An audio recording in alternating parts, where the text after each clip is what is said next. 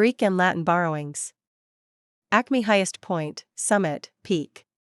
Last Saturday's upset victory over Michigan may prove to have been the acme of the entire season. In Greek, acme meant a mountain peak, but in English we hardly ever use it in the physical sense. Instead, we speak of someone's new job as the acme of her career, or of a certain leap as the acme of classical dance technique. In old Road Runner cartoons, the Acme Company is the provider of every ingenious device imaginable. But the word can't always be taken quite literally as a brand or company name. It's possible, for instance, that something called the Acme Bar and Grill may not be the absolutely highest and best example of a bar and grill. And don't confuse acme with acne, the skin disorder, even though both actually come from the same word. Catharsis, a cleansing or purification of the body, emotions, or spirit. Having broken down sobbing at the funeral, he said afterwards that it had felt like a catharsis.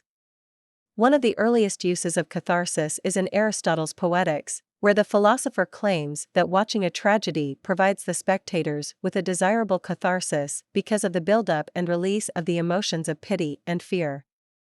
Sigmund Freud borrowed the term as a name for the process of bringing a set of unconscious desires and ideas back into consciousness in order to eliminate their bad effects. Today, some people claim it's cathartic to merely express your anger or grief, since it gets it out of your system. Laxatives are also called cathartic, since they provide a physical catharsis that some people believe to be healthful.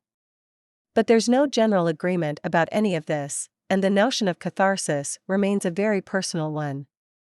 Colossus: 1. A gigantic statue. 2. A person or thing that resembles such a statue in size or activity or influence. Even if Citizen Kane had been his only movie, Orson Welles would be regarded as a colossus in the history of film. The original colossi, notice the plural form, were the larger-than-life statues made by the Greeks and Romans.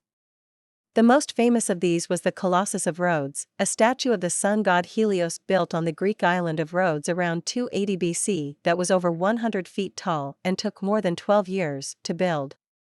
The Statue of Liberty is a modern colossus, enormous and stately, at the entrance to New York Harbor.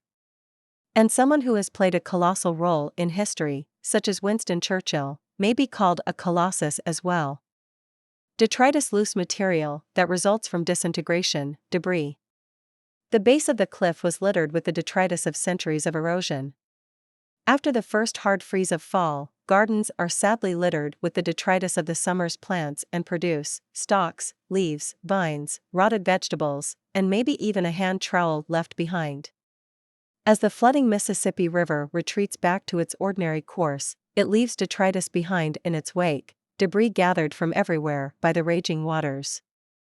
The detritus of civilization may include junkyards and abandoned buildings. Mental detritus may include all kinds of useless trivia. Notice how this word is pronounced. For some reason, people often try to accent the first syllable rather than the second. Hoi polloi, the general population, the masses. He's a terrible snob, the kind of person who thinks it's funny to say things like the riffraff and the hoi polloi and the great unwashed. In Greek, hoi polloi means simply the many. Even though hoi itself means the, in English we almost always say the hoi polloi. It comes originally from the famous funeral oration by Pericles, where it was actually used in a positive way. Today, it's generally used by people who think of themselves as superior, though it's also sometimes used in Pericles' democratic spirit. By the way, it has no relation to hoity-toity, meaning stuck up, which starts with the same sound but has nothing to do with Greek. Kudos: 1. Fame and renown that result from an achievement, prestige. 2. Praise. His first film earned him kudos at the independent film festivals, and the big studios were soon calling him up. Kudos is an odd word in English. In Greek, kaidos meant glory or prestige. In other words, it wasn't something you could count. But in English, kudos looks like a plural and is therefore often treated as one. So people now sometimes use the form kudo, with kudos as its plural. Onus, a disagreeable necessity or obligation, responsibility. Now that Congress has passed the bill, the onus is on the president to live up to his promise and sign it into law. In Latin, onus means literally a burden, like a particularly heavy backpack.